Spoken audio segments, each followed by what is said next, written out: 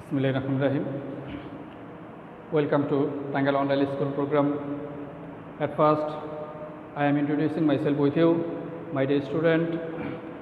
I am Mohammad Shalim Al Mamun, Assistant Teacher of Dharibari Muslim High School and College, Tangal Sodor Tangail. Today, I am taking a class in class 7 about sentence.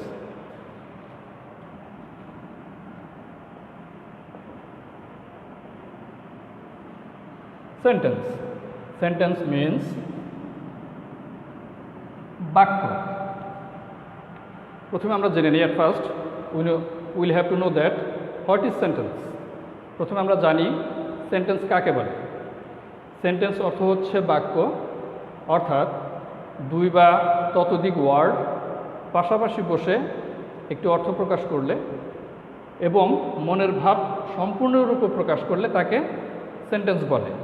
আমি আবার বলছি, দুই বা ততোধিক word একটি অর্থ প্রকাশ করলে এবং মনের ভাব সম্পূর্ণরূপে প্রকাশ করলে তাকে সেন্টেন্স বলে। দুই বা ততোধিক ওয়ার্ড পাশাপাশি বসে একটি অর্থ প্রকাশ করলে এবং মনের ভাব সম্পূর্ণরূপে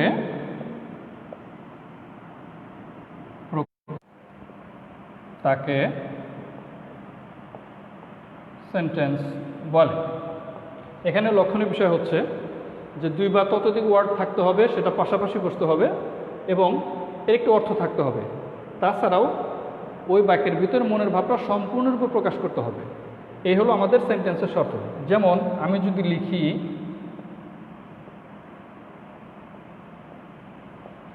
আমি একটি বই পড়ি,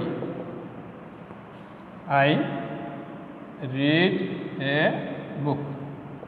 এখানে তোমরা লক্ষ্য করো, এখানে আমি একটি শব্দ, একটি শব্দ, বই একটি শব্দ, পড়ি একটি শব্দ, অর্থাৎ এখানে 1 2 3 4টা ওয়ার্ড পাশাপাশি বসেছে এবং সেই সাথে এটার একটা অর্থ হয়েছে আমি একটি বই পড়ি এবং কি এটা মনের ভাবটা সম্পূর্ণরূপে প্রকাশ হয়েছে। কিন্তু এখন যদি আমরা এরকম লিখতাম যে আমি একটি, এখানে দুইয়ের অধিক ওয়ার্ডও নাই, পাশাপাশি এটার একটা পূর্ণাঙ্গ অর্থ প্রকাশ করে নেই। যেমন আমি একটি, এই কথাটা বলার পরে আরও প্রশ্ন থাকে যে আমি একটি কি। এক্ষেত্রে যেহেতু এখানে মনের ভাবটা সম্পূর্ণরূপে প্রকাশিত হয় নাই, এজন্য আমরা এটাকে সেন্টেন্স বলতে পারি না। এখন যেমন যদি আমি লিখি যে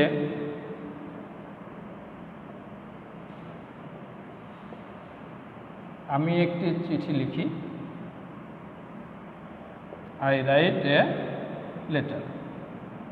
এই বাক্যের ভিতরে কিন্তু আমরা দেখতে পাচ্ছি যে পুরোপুরি মনের ভাবটা সম্পূর্ণরূপে প্রকাশিত হয়েছে, অতএব এটাকে আমরা বাক্য বলতে পারি। এরপর আমরা আসি পার্টস অফ সেন্টেন্স। আমরা সেন্টেন্সের সংজ্ঞা জেনে নিলাম, এখন আসি আমরা পার্টস অফ সেন্টেন্স, অর্থাৎ how many parts of sentence? There are 2 parts of sentence. One is subject, others is predicate. What is subject and what is predicate? এখন আমরা বুঝে নিই। সাবজেক্টটা হচ্ছে বাক্যের ভিতরে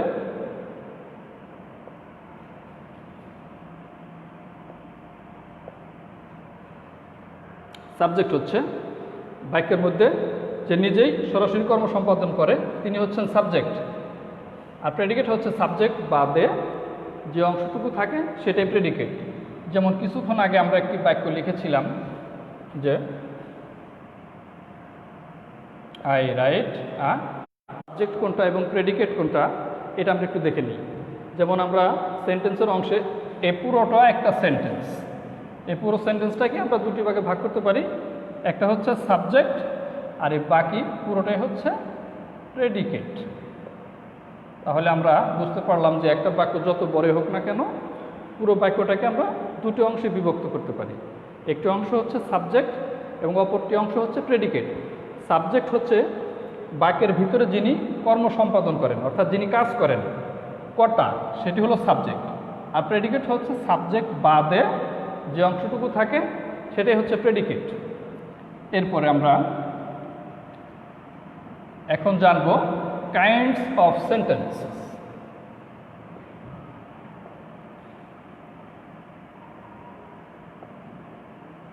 কাইন্ডস অফ সেন্টেন্স, বাক্যের শ্রেণী বিভাগ। How many kinds of sentence?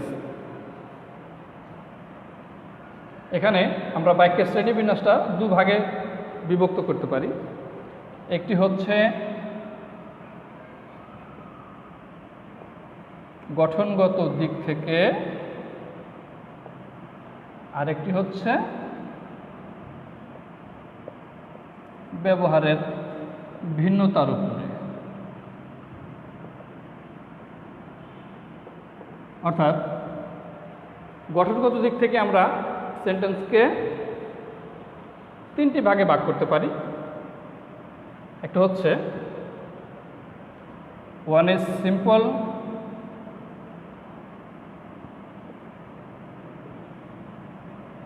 Complex and compound. আর ব্যবহারের ভিন্নতার উপর ভিত্তি করে আমরা সেন্টেন্সকে 5টি ভাগে ভাগ করতে পারি। ভাগের সংজ্ঞাটা বেশি জানা প্রয়োজন। সেটা 1 নম্বর হলো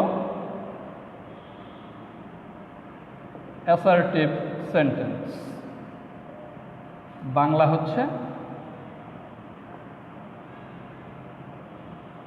বর্ণনামূলক বাক্য। 2 নম্বর হচ্ছে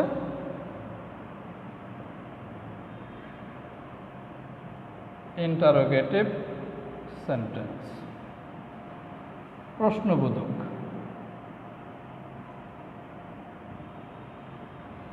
3 নম্বর ইম্পারেটিভ, অপটেটিভ, ইচ্ছা বা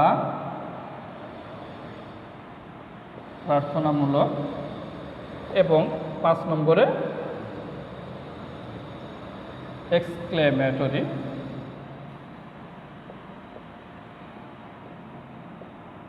আবেগ সূচক। তো আমরা প্রথমে জানবো যে অ্যাসার্টিভ সেন্টেন্সটা কি। এখানে আমি লিখেছি বাংলায় বর্ণনামূলক বাক্য, অর্থাৎ যে সেন্টেন্স দ্বারা কোনো বর্ণনা বা বিবৃতি প্রকাশ পায়। যে বাক্য দ্বারা কোনো বর্ণনা বা বিবৃতি প্রকাশ পায় তাকে অ্যাসার্টিভ সেন্টেন্স বলে। যেমন আমি ভাত খাই, আমি ঘুমাই, করিম খেলে, এই প্রত্যেকটা বাক্যের ভিতরে কিন্তু একটি করে বর্ণনা প্রকাশিত হয়েছে। যেমন আমি ফুটবল খেলি, এই বাক্যের ভিতরে আমি আমার বর্ণনাটা দিয়েছি যে আমি ফুটবল খেলি। এরপরে শফিক গান,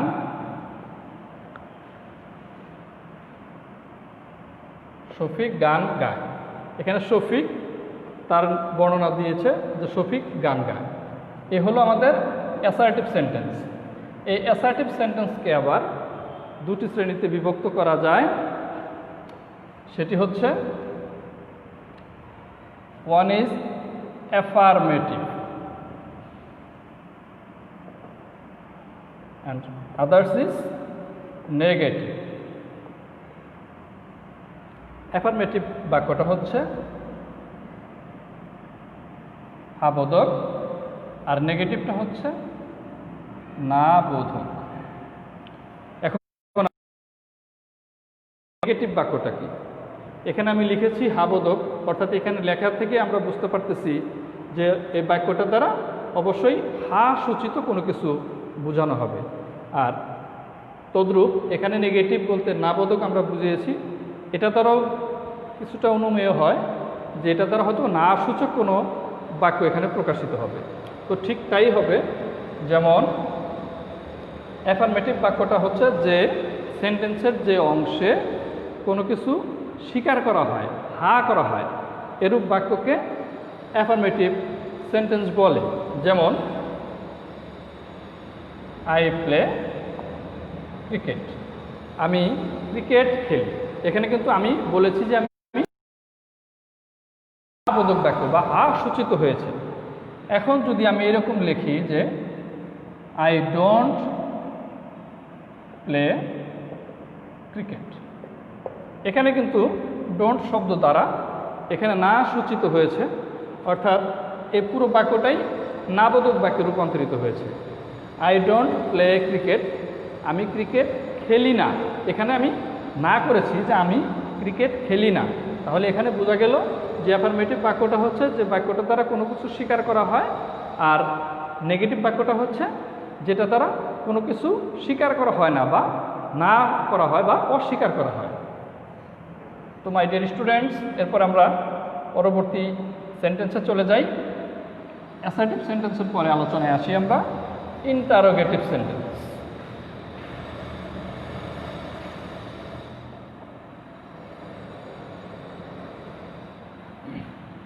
ইন্টারোগেটিভ সেন্টেন্সটা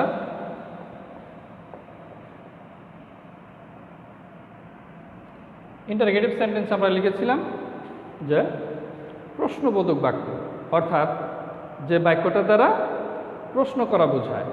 তুমি কি খেয়েছো, তুমি কোথায় যাও, তুমি কি করো, তুমি কোন শ্রেণীতে পড়ো, এই যে আমি যে কয়েকটা বাক্য বললাম, এর প্রত্যেকটাতেই কিন্তু প্রশ্নবোধক চিহ্ন দিতে হবে এবং কি প্রশ্ন করা হয়েছে।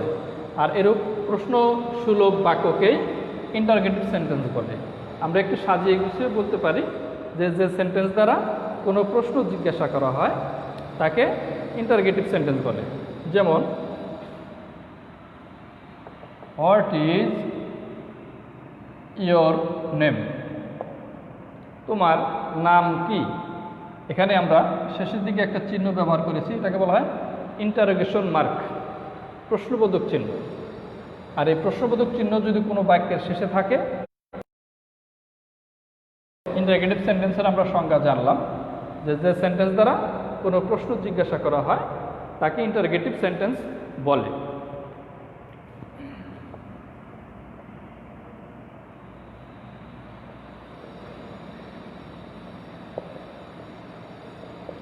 ডু ইউ প্লে ফুটবল, তুমি কি ফুটবল খেলো।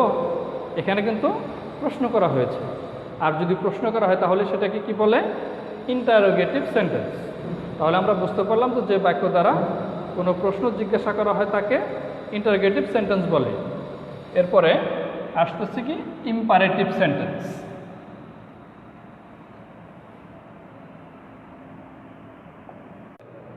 আমি আবার বলছি, যে সেন্টেন্স দ্বারা আদেশ, উপদেশ, অনুরোধ, নিষেধ প্রভৃতি করা বোঝায় তাকে ইম্পারেটিভ সেন্টেন্স বলে।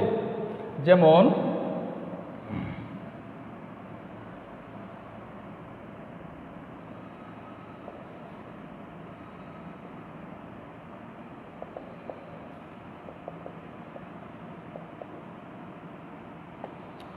Do not make a noise in the class, ক্লাসে গোলমাল করো না।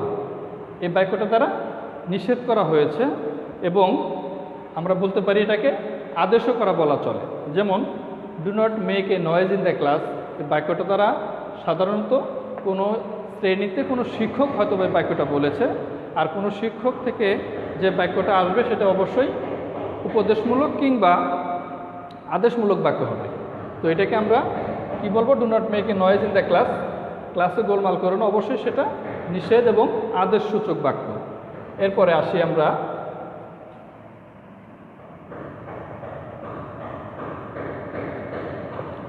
ডু নট টেল এ লাই, মিথ্যা কথা বলো না। এখানে মিথ্যা কথা না বলা এটা একটা ভালো কাজ, আর কোনো ভালো কাজে আমন্ত্রণ জানানো বা ভালো কাজের পরামর্শ দেওয়াটাকে আমরা সাধারণত কি বুঝি, যে ভালো কাজের কোনো পরামর্শ দেওয়াটা হচ্ছে একটা ভালো কাজের পরামর্শ দেওয়া, এটাকে বলা হয় কি উপদেশ বা পরামর্শ, যেটাকে বলি আমরা যে ভালো কোনো কাজে পরামর্শ দেওয়া হচ্ছে কি উপদেশ, তাহলে এটাও আমাদের ইম্পারেটিভ সেন্টেন্সের আওতায় পড়ে। যাই হোক, আদেশ, উপদেশ, অনুরোধ, নিষেধ, এই কয়েকটি বিষয় নিয়ে আমাদের ইম্পারেটিভ সেন্টেন্স। রাজা হইতাম, আমি যদি পাখি হইতে পারতাম, আমার যদি পাখির মতো ডানা থাকতো, আমি যে কথাগুলো বললাম, if I would be a king, যদি আমি রাজা হইতাম, if I had wings of a bird, যদি আমার পাখির মতো ডানা থাকতো, এগুলো কি আমার একটা মনের আকুতি বা মনের ইচ্ছা। এই সমস্ত ইচ্ছামূলক বাক্যগুলো হচ্ছে optative sentence.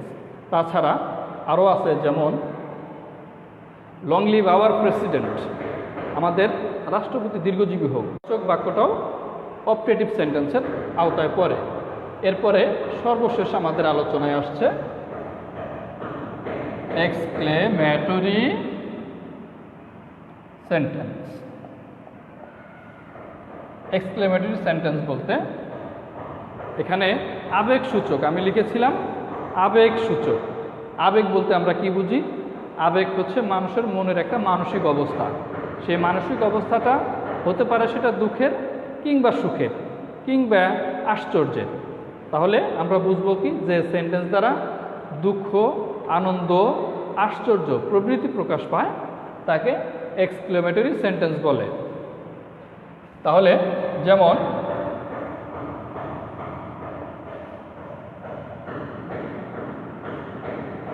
Alas I am undone, হায় আমি বিপদে, এটা দ্বারা মানুষের মানসিক অবস্থা থেকে একটু দুঃখ প্রকাশিত হয়েছে, তার মানে এটা এক্সক্লেমেটরি সেন্টেন্স।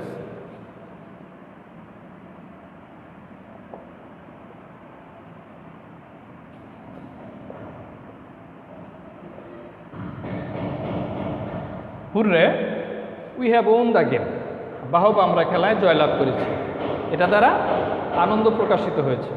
আর আনন্দ প্রকাশ পেলে আমরা সেটাকে বলবো এক্সক্লেমেটরি সেন্টেন্স। আরেকটা বাক্য আমরা এখানে লিখতে পারি,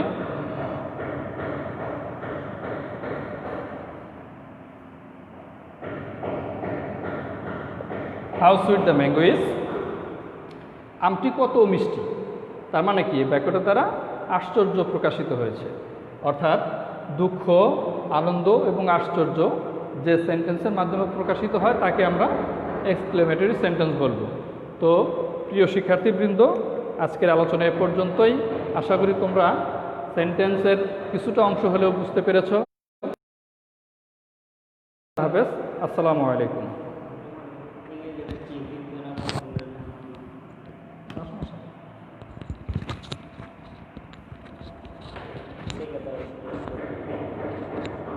Iya, ini lihat.